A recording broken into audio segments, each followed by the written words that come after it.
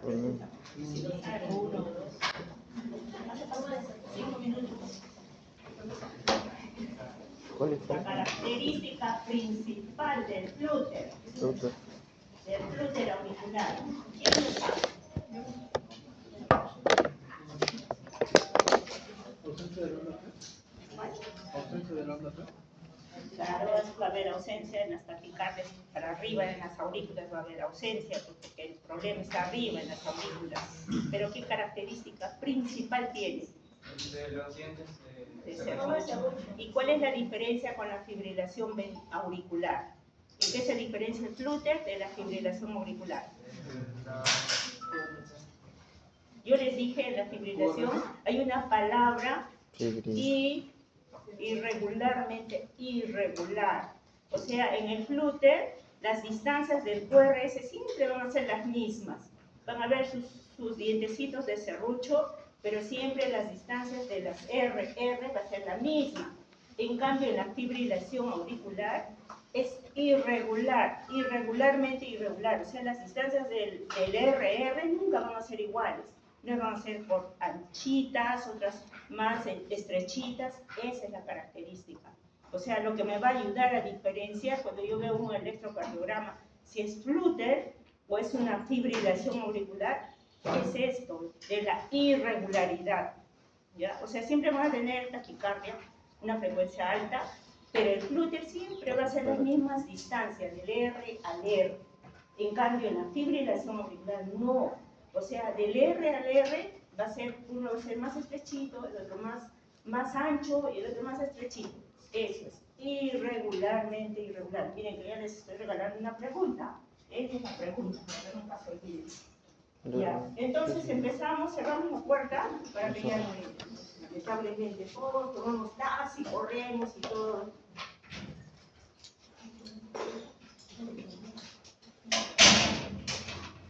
Miren, para leer el electrocardiograma, tengo que saber primero cómo es la onda P, cómo es el QRS y cómo es la onda T. Si yo no sé estas características o estas ondas, no puedo hacer el diagnóstico de fibrilación auricular, no puedo hacer el diagnóstico de bradicardias ni bloqueos. Y otra cosa, ustedes ya han hecho fisiología, ustedes han visto el potencial de acción. Y miren, todo eso, conforme va pasando ustedes los años, los ciclos, qué sé yo, todo se va uniendo. A la final, la clave de todo va a ser la fisiología. La clave, por eso usted le tiene miedo a fisiología, ¿no? Porque la mayoría jala, ¿no? Porque, o sea, como que no me entienden o algo así, porque no lo hacen bonito, pero al final todo eso se va a unir y es la clave para que se pueda explicar qué es una taquicardia, por qué ocurre una taquicardia, por qué ocurre una bradicardia. Un favorcito, ¿se pueden poner más acá? Los que están atrás. Los que, un poquito, pónganse para este lado, más adelante. Los de atrás.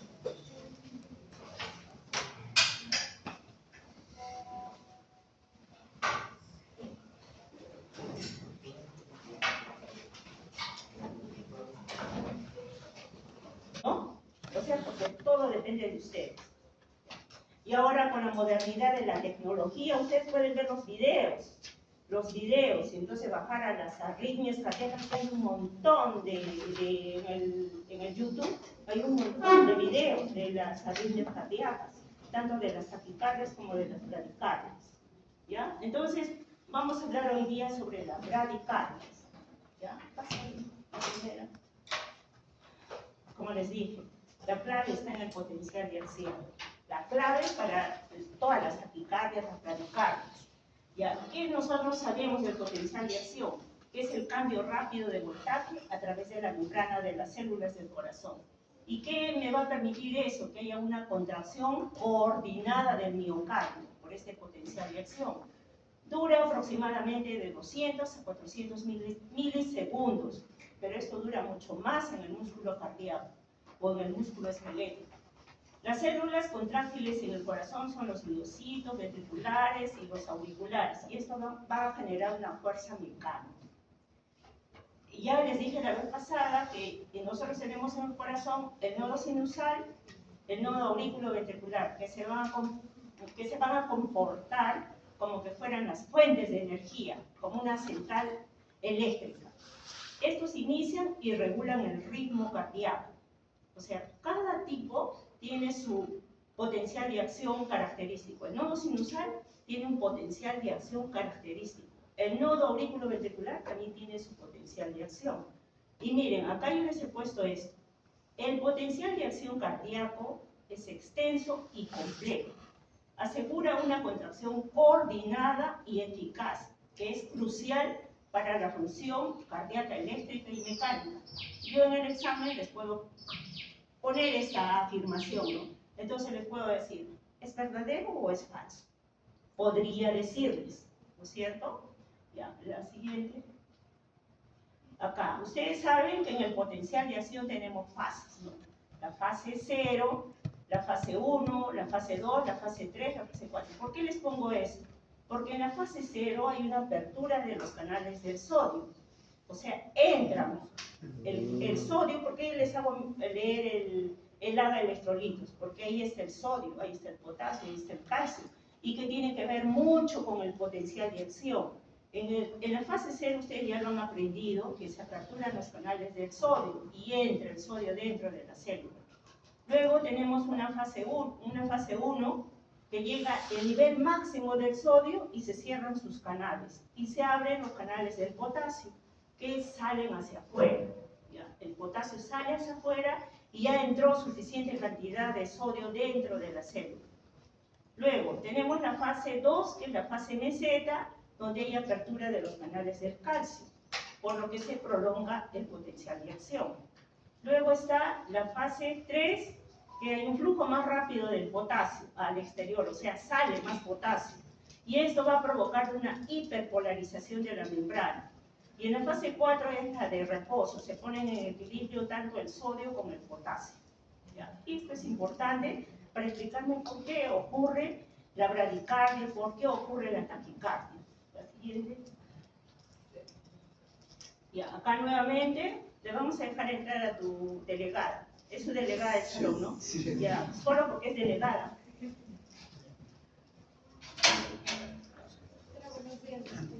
Buenos días.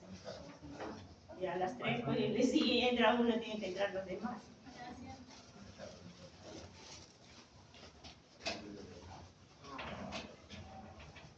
Entonces ya les vuelvo a repetir, fase 0 es la despolarización rápida, fase 1 es la repolarización inicial, la fase 2 es la fase de meseta, la fase 3 es la repolarización final, que tiene que ver con el cierre de los canales del calcio, ustedes ya lo saben, y la fase 4 ya es el potencial de reposo, donde hay equilibrio entre el sodio y el potasio. ¿Ya? Eso es importante, siempre, y ustedes ya lo saben. Sigue. Ahí les vuelvo a poner el nodo sinusal, miren, y cómo se despolariza en relación al sodio, y cómo, o sea, se traduce en un potencial de acción, y ese nodo sinusal tiene un potencial de acción característico con una fase 0, una fase 3 y una fase 4. ¿Ya? El nodo aurículo ventricular también tiene su potencial de acción, cada uno tiene su potencial de acción. Por eso, cuando a veces se afecta el nodo sinusal, me va a dar un tipo de arritmia. Y cuando se afecta el nodo aurículo ventricular, me va a dar otro tipo de arritmia, son diferentes. Y acá también les estoy poniendo, miren, el nodo aurículo ventricular con luego el haz de His, cómo se divide el haz de His, y luego el haz de His va a tener otras ramitas, y por obturarse a veces esas ramitas me va a dar unos bloqueos, que después les voy a enseñar. ¿Sigue? Y acá les he puesto el potencial de acción del nodo sinusal. Ahí la característica es que no tiene meseta, y tiene la fase 4, que es la despolarización lenta, la fase 0, que es la despolarización por entrada del calcio, la fase 3, que es la repolarización por salida del potasio. Eso dura más o menos 100 impulsos por minuto. Les vuelvo a poner esta afirmación, ¿eh? Ya ustedes saben por qué les estoy volviendo a poner esa afirmación, y les voy a decir, ¿es verdadero o es falso? Siguiente. Acá nuevamente, ese es el potencial de acción del nodo sinusal, solamente que tiene la entrada del sodio, la entrada del calcio, la salida del potasio, que tiene que ver con eso. Tiene la fase 4, que es la despolarización espontánea del nodo sinusal, la fase 0, que es despolarización simplemente, y la fase 3, que es la repolarización, que tiene que ver con el sodio, que tiene que ver con el calcio y que tiene que ver con el potasio. Siguiente. Ahora, ¿qué es bradicardia sinusal? Algunas veces ustedes habrán escuchado a decir, está bradicárdico. ¿Y quiénes son bradicárdicos? Ustedes, que hacen todos los días corren, son atletas, juegan fútbol todos los días. Por eso su corazón se ha acostumbrado a tener una frecuencia cardíaca lenta, por debajo de 60 latidos por minuto o hasta 60 latidos por minuto. Pero la característica sinusal porque hay ondas P. Lo sinusal siempre, bradicardia sinusal porque hay onda P, bradicardia sinusal porque hay onda P, pero la frecuencia es más lenta. Se origina, dicen, en el nodo sinoauricular, que es un marcapaso natural, ya sabemos ahí. En muchos casos la bradicardia no representa un problema grave. En atletas y personas en buena condición física como ustedes, es común que el corazón lata más lento, y sobre todo en reposo. Eso significa que el músculo cardíaco es eficiente y no necesita trabajar mucho. ¿Ya? Por eso están bradicárdicos, los que se han entrenado, los atletas, ellos tienen generalmente una frecuencia de 60 y no es para alarmarse. Cuando ya son mayores, ahí sí. Dice que durante el sueño es normal que la frecuencia cardíaca disminuya considerablemente. A veces las personas mayores están durmiendo y le toman la frecuencia cardíaca y la enfermera le dice, está con 55, dice, pero es normal que baje, siempre que no altere la perfusión. El siguiente. Acá les he puesto, bradicardia es el resultado de una disfunción del nodo sinusal. El nodo sinusal o consecuencia de un bloqueo aurículo-ventricular o un trastorno de la conducción.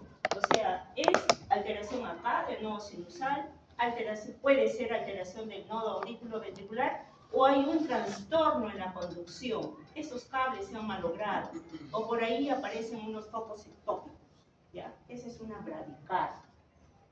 El síndrome del seno enfermo, a veces dice, es una disfunción del nodo sinusal que causa conducción y propagación eléctrica anormal, debido a que hay enfermedad intrínseca propia del nodo sinusal o una enfermedad extrínseca que está afectando al nodo sinusal. Ahorita lo vamos a ver. La siguiente. ¿Ya? ¿Cuáles son las etiologías que me van a llevar a una bradicardia sinusal? O enfermedades intrínsecas o etiologías que me van a hacer disfuncionar al nodo sinusal. El infarto agudo del miocardio, una disfunción congénita de los canales iónicos. Unos van a tener alteraciones en los canales del sodio, por ejemplo, no van a actuar lo suficiente. O los que tienen una cardiopatía coronaria, las personas mayores, o miocardiopatías, que cuando uno tiene un proceso viral, a veces súbitamente en el joven, síncope. ¿Qué pasó? Le toman un electro y hay alteraciones, entonces puede haber una miocardiopatía. Enfermedades del tejido conectivo, lupus eritematoso, artritis reumatoidea. Embolización de la arteria del nodo sinoauricular, los fibriladores. Los que hacen fibrilación auricular pueden hacer embolización. O cuando hay una fibrosis degenerativa en el corazón, infecciones. En el sur, por ejemplo, hay la enfermedad de Chagas. Es frecuente encontrar este tipo de disfunción en el nodo sinusal. Enfermedades como la amiloidosis, que después ustedes lo van a ver como consecuencia de enfermedades crónicas, o cuando se someten a una cirugía, una ablación, por ejemplo. O sea, cuando hay haces aberrantes, les hacen cirugía y ahí puede haber un trauma y alteraciones del nodo sinusal. La siguiente. Y las anteriores les dije que eran las causas intrínsecas, o sea, propios del nodo sinusal. Pero ahora, las causas extrínsecas, hay personas que tienen un tono del vago muy excesivo y son bradicárdicos.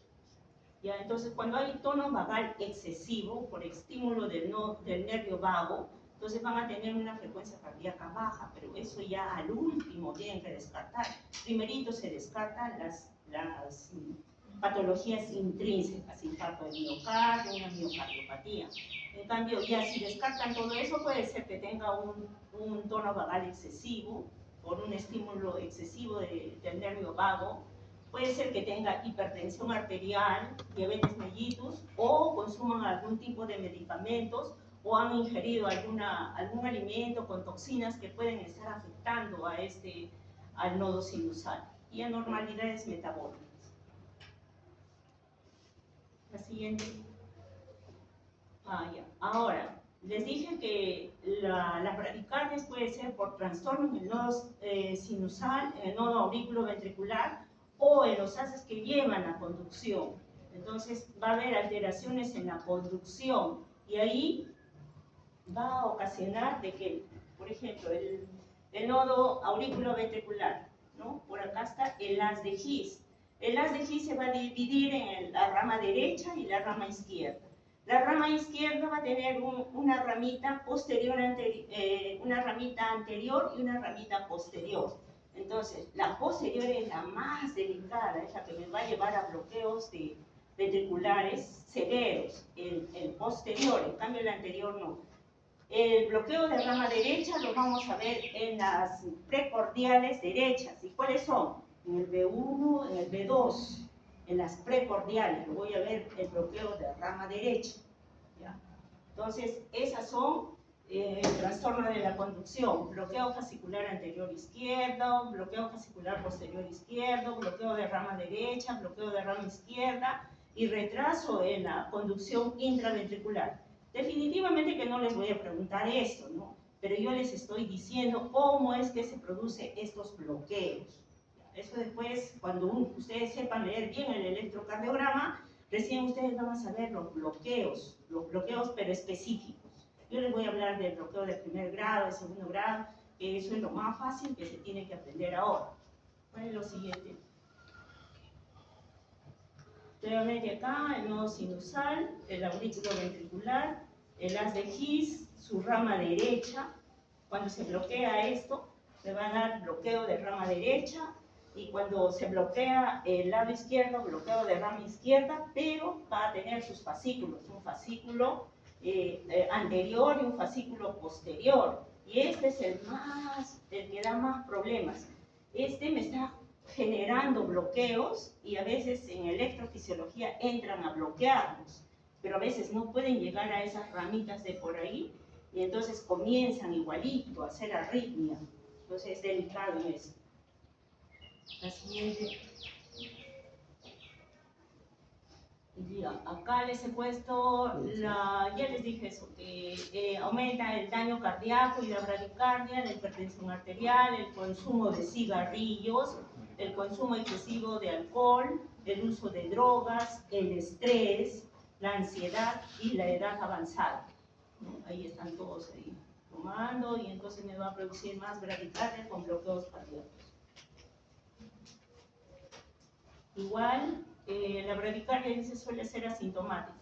Los pacientes que no pueden compensar eficazmente la frecuencia cardíaca reducida pueden presentar síntomas. O sea, por ejemplo, el atleta o el deportista que tiene bradicardia no va a tener nada. En cambio, aquellos que no pueden compensar, o sea, porque hay una disminución del flujo sanguíneo al cerebro, al corazón y a los otros órganos, pueden experimentar síncopes, pueden caer, pueden tener disnea, dolor torácico, se van a fatigar, algunos van a tener palpitaciones, algunos, como no irriga bien el cerebro, van a tener problemas de memoria, van a estar confusos, no saben dónde están, van a tener dificultad para concentrarse, mareos e irritabilidad. Pero esos son los que esa bradicardia le está generando que no haya una buena perfusión a nivel del cerebro, a nivel del corazón y de los otros órganos. La siguiente. La siguiente. Ya, acá les he puesto ahora sí, bloqueo de primer grado. ¿Qué es un bloqueo de primer grado? Dice que es el tipo de bloqueo menos grave que existe. ¿Por qué? Porque la señalización eléctrica está disminuida. Este bloqueo de primer grado no requiere ningún tipo de intervención. ¿Y cómo me voy a dar cuenta yo que es un bloqueo de primer grado? Porque el intervalo, yo les dije, apréndame cuánto dura la onda P, cuánto dura el intervalo PR y cuánto dura el QRS. Entonces, normalmente este intervalo desde el inicio de la onda P hasta el inicio de la onda Q, ahí debe medir hasta 0.20. Más allá de 0.20, 0.22, 0.24, estamos hablando de un bloqueo de primer grado. ¿Ya? Entonces, prolongación del PR más allá del 0.20, entonces digo que es un bloqueo de primer grado. Pero tengo que mirar no solamente un complejo, tengo que mirarlo todito, de 1, de 2, de 3, ADR, ABL, ABF. Puede ser que en uno solo exista, pues, pero tengo que mirarlo todo para decir, ah, sí, pues tiene un bloqueo de primer grado. Pero que no da mucha signología ni sintomatología. Solo está bloqueado de primer grado y nada más, no le causa nada, porque no le está dando confusión, no le está dando alteración de la concentración, no le está dando mareos ni nada. Es un atleta, es un deportista, pero que tiene PR prolongado. Ese es bloqueo de primer grado. Siguiente. Acá les he puesto 6 cuadraditos. Normalmente debe durar 5 cuadraditos. Uno de estos dura 0.20. Más allá, 0.6 sería 0.24. Entonces está más allá de 5 cuadraditos. Acá tiene el PR 6 cuadraditos pequeños. Entonces está en 0.24, es un bloqueo de primer grado. La prolongación, miren acá, estoy volviendo a repetir. Primer grado es prolongación del PR porque está durando más allá de 0.20. Yo les estoy diciendo las preguntas. Ya, la siguiente. Porque van a dar examen el sábado, ya no les va a dar tiempo de repasar. Hoy día es jueves, mañana tienen otro examen, creo, y el sábado ya es el examen. Ahora, el bloqueo de segundo grado. Este bloqueo de segundo grado se va a dividir en dos. Miren que también voy a volver a repetir. El bloqueo de segundo grado puede ser MOVIS 1, que se llama el Wenckebach, y el MOVIS 2. ¿Cuál es la característica, lo que les va a distinguir a estos dos tipos de bloqueos? Que el bloqueo tipo 1 se caracteriza por un retraso progresivo en la conducción del impulso en el nodo aurículo-ventricular antes de que el latido se bloquee. O sea, se ha detenido ahí en el nodo aurículo-ventricular. Y si se ha detenido en el nodo aurículo-ventricular, se va a prolongar el PR. El PR se va a prolongar y no lo está bloqueando, no va a haber un QRS, está prolongado. Ese es el bloqueo de segundo grado, MOVIS tipo 1. ¿Ya? Entonces, la característica es de que se va a prolongar el PR y no se va a conducir al complejo QRS. Ahora, en el MOVIS tipo 2, el problema está en el haz de His, dice. Acá en el Wenckebach está el problema acá arriba, en el nodo aurículo-ventricular, no se está conduciendo. En cambio, en el MOVIS tipo 2, el problema está en el haz de His. Acá la característica es que el PR es constante, no se está prolongando, no se va a prolongar, pero no va a haber, no va a haber onda P, o va a haber una onda P y no hay un QRS, pero no se prolonga el PR. No, en el MOVIS 2 no se prolonga, va a ser constante. Ya, acá les he puesto, el intervalo PR es idéntico en todos los latidos que se conducen, a diferencia del MOVIS 1, donde se alarga progresivamente antes de que la onda P se bloquee. Entonces, el MOVIS 1, la alteración es en el nodo sinusal, en el nodo aurículo-ventricular, que no está conduciendo, está retrasando. En cambio, en el MOVIS 2, acá el PR es constante. El problema está en el haz de His. Les he dicho, les he mostrado ahí dónde está el haz de His. ¿Ya? Entonces, las ondas P no conducidas ocurren ocasionalmente ondas P para las que no se produce un latido ventricular posterior. Puede haber ondas P y complejos QRS ya establecidos. Entonces, no hay onda P, hay QRS, porque están bloqueados, hay problemas tanto en el nodo auriculoventricular como en el haz de His. Entonces, la diferencia es que el MOVIS 1 va a prolongar el PR y va a haber ausencia del QRS. En el MOVIS 2, ya, el problema está en el haz de His, el intervalo PR siempre va a ser constante. La siguiente. Acá nuevamente les he puesto. MOVIS tipo 1, que es el Wenckebach, se produce una prolongación progresiva del intervalo PR. La conducción en el nodo AB está alterada, hasta que finalmente se bloquea por completo un impulso auricular. O sea, siempre viene el impulso de arriba del nodo sinusal y se va a quedar en el nodo auriculoventricular dando vueltas. Cuando esto ocurre, aparece una onda P sin complejo QRS. No hay QRS, pero hay ondas P. ¿Ya? Este patrón se conoce como un latido omitido. El patrón MOVIS tipo 1, que se debe a cada despolarización, prolonga el periodo refractario del nodo auriculoventricular. Después les voy a mostrar qué es el periodo refractario. Cuando un impulso auricular atraviesa el nodo auriculoventricular durante el periodo refractario relativo, se conduce más lentamente, por lo que prolonga el intervalo PR, porque está cayendo en el periodo refractario relativo, pero después les voy a mostrar. Finalmente, llega un impulso cuando el nodo auriculoventricular se encuentra en un periodo refractario absoluto y no se conduce. Esto se manifiesta en el electro como una onda P sin complejo QRS. Este impulso no conducido permite que el nodo auriculoventricular se recupere y el ciclo continúe. Y este fenómeno da lugar a latidos agrupados. La siguiente, ahí están los periodos refractarios. Ya, acá digo, ¿qué es periodo refractario absoluto y qué es periodo refractario relativo? Absoluto es el lapso en el corazón es incapaz de responder a cualquier estímulo, incluso si es muy intenso, dice. ¿Por qué? Porque sus canales de sodio están inactivados, se han cerrado, o sea, ya ha entrado demasiado sodio dentro de los canales, entonces ya no hay quien lo estimule, porque está en un periodo refractario absoluto. ¿Ya? En el periodo refractario relativo ocurre después de un absoluto, donde el corazón es más difícil de estimular, dice, pero puede responder a un estímulo muy fuerte. O sea, le da un estímulo, una descarga total de sodio y sí puede responder. Ese es periodo refractario absoluto y relativo. Voy a pasar a la siguiente. Ahí está. Acá, periodo refractario absoluto. Acá ya no puede entrar más sodio.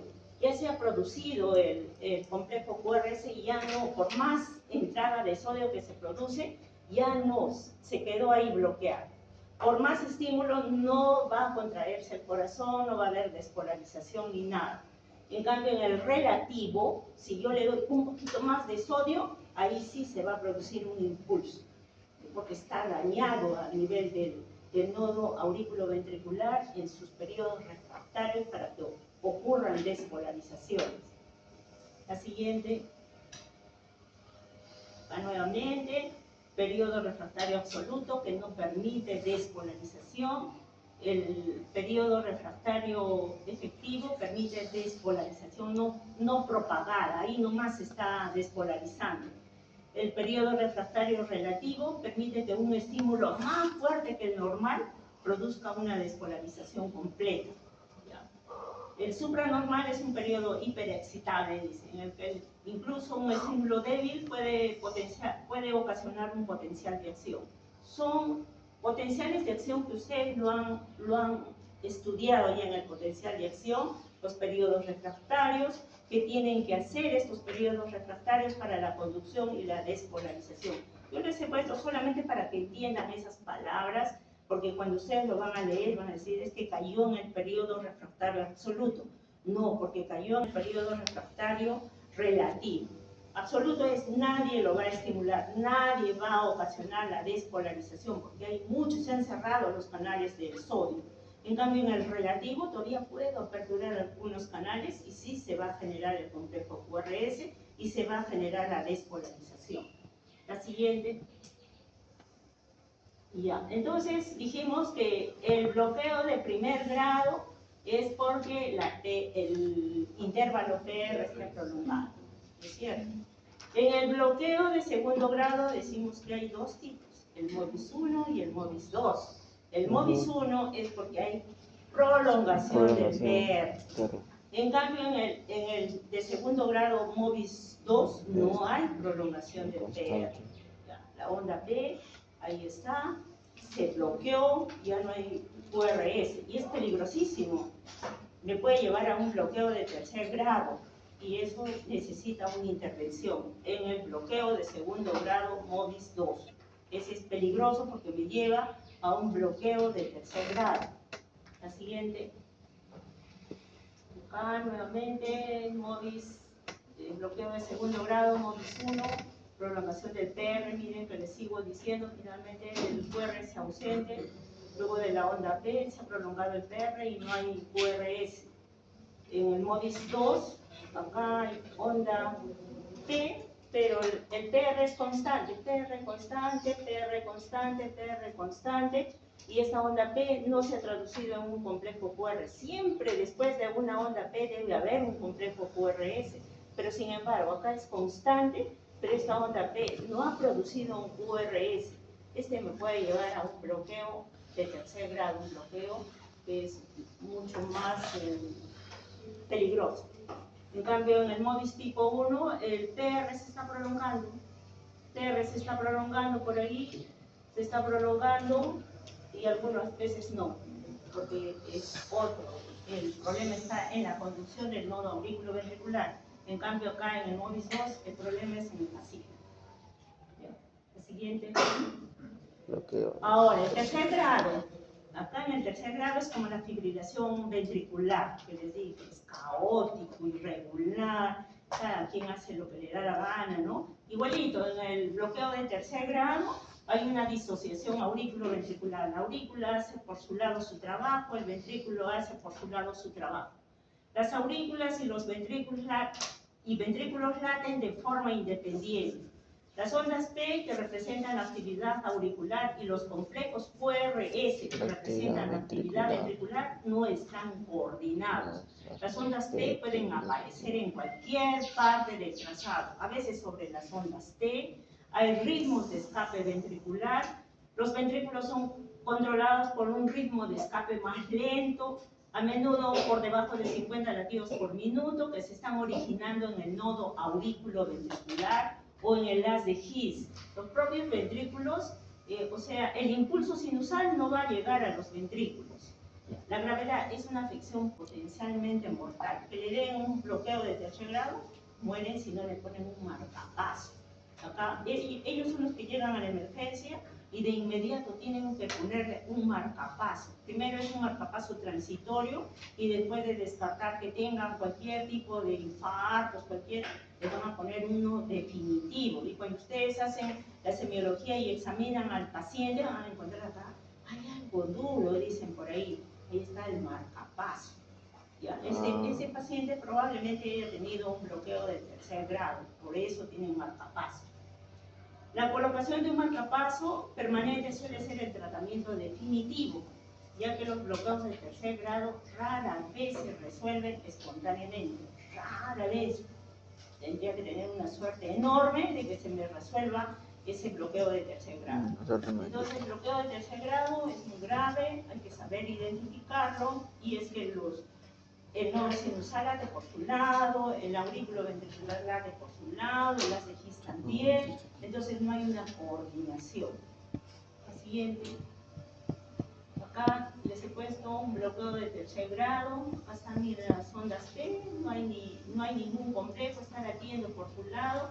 Acá está un complejo QRS, probablemente se haya originado en el haz de His. Acá les he puesto, si se origina por encima del haz de His, entonces es un bloqueo de tercer grado supragisiano, o sea, por encima del haz de His.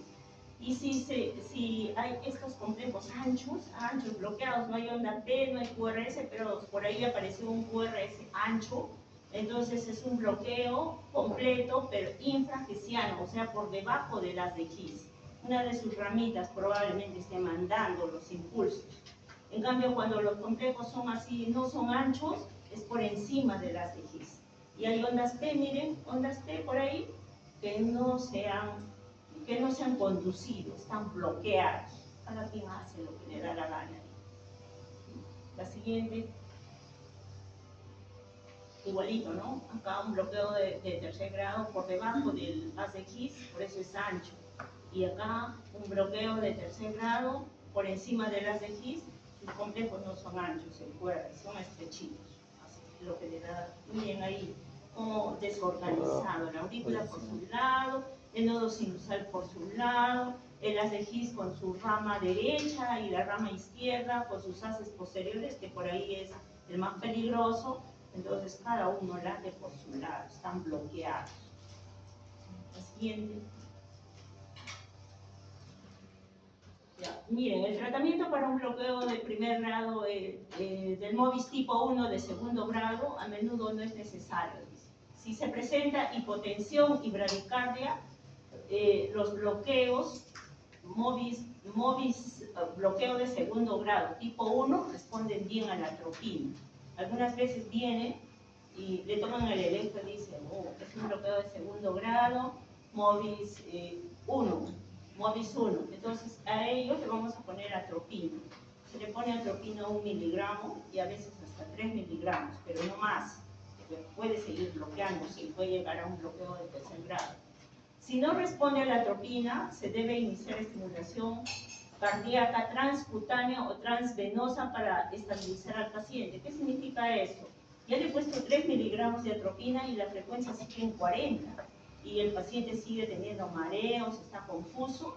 Entonces ahí tengo que ponerle un marcapaso, a veces hay parches, ahí externamente le ponen unos parches, es un marcapaso externo, o si no le ponen un catéter venoso central y a través de ello se le pone el marcapaso transitorio. Siempre tiene que ser transitorio primero, después se les hace descarte de todo, que no tengan infarto, miocardiopatías, y al último les ponen el marcapaso definitivo, y ustedes van a encontrar esa como una cajita acá en la región precordial. Ese es el marcapaso definitivo.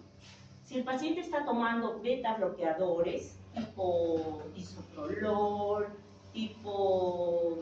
¿Qué otro beta bloqueador conocen ustedes? Propanolol. El propanolol, todo lo que termine en ol, esos son beta bloqueadores. Entonces hay gente, por ejemplo, los hipertiroideos, hay gente que tiene una frecuencia muy alta, o los cirróticos también les dan beta bloqueadores. Entonces, exageradamente está tomando, entonces puede estar generando un bloqueo de segundo grado tipo MOBIS 1. O los que toman antagonistas del calcio o la digoxina, ¿ya? Se debe, en estos pacientes que están tomando, se debe reducir la dosis de los medicamentos o luego suspenderlos. En cambio, todos los pacientes con bloqueo MOBIS 1 deben ser hospitalizados y monitorizados. ¿Por qué? Porque yo puedo decir, sí, es un MOBIS tipo 1, pero de repente, si yo le hospitalizo, le hago todos los estudios, este se va a convertir en un MOBIS tipo 2. Y este 2 puede llevarme a un bloqueo de tercer grado. Siempre tengo que hospitalizar y estudiar al paciente. No me voy a quedar así nomás, está con el PR prolongado, tengo que observar. ¿Ya? El tratamiento del bloqueo MOBIS tipo 2, eso ya más implica un daño estructural en el sistema de conducción auriculoventricular. Este ritmo suele evolucionar a bloqueo cardíaco completo, el 2, el MOBIS tipo 2. Estos pacientes requieren estimulación transvenosa hasta la implantación de un marcapaso permanente.